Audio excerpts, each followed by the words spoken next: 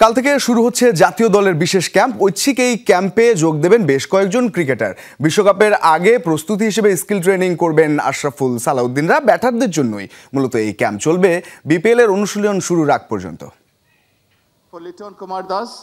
Rangpur, thank you very much sir. সপ্তাহ তিনেক পরই পর্দা উঠবে বিপিএল এর এবারের আসরের। সেই প্রস্তুতিতে যখন ফ্র্যাঞ্চাইজিরা, তখন জাতীয় দলের ক্রিকেটারদের নিয়ে বিশেষ ক্যাম্প শুরু করতে যাচ্ছে বিসিবি। শনিবার থেকে শুরু হতে যাওয়া এই ক্যাম্প মূলত হবে ব্যাটারদের নিয়ে। জানা গেছে সেই সংখ্যা হতে পারে 4 থেকে 5 জনের।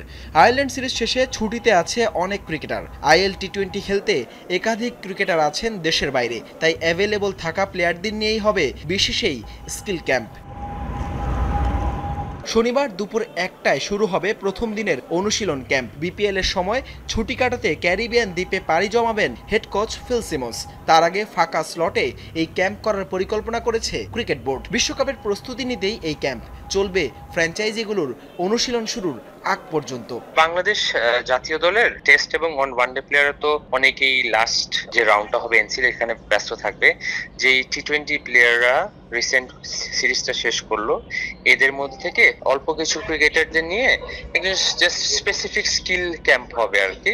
সো উদ্দেশ্যটা হচ্ছে কি হেড কোচ ছুটিতে যাওয়ার আগে 1-on-1 কিছু স্কিল নিয়ে কাজ করবে।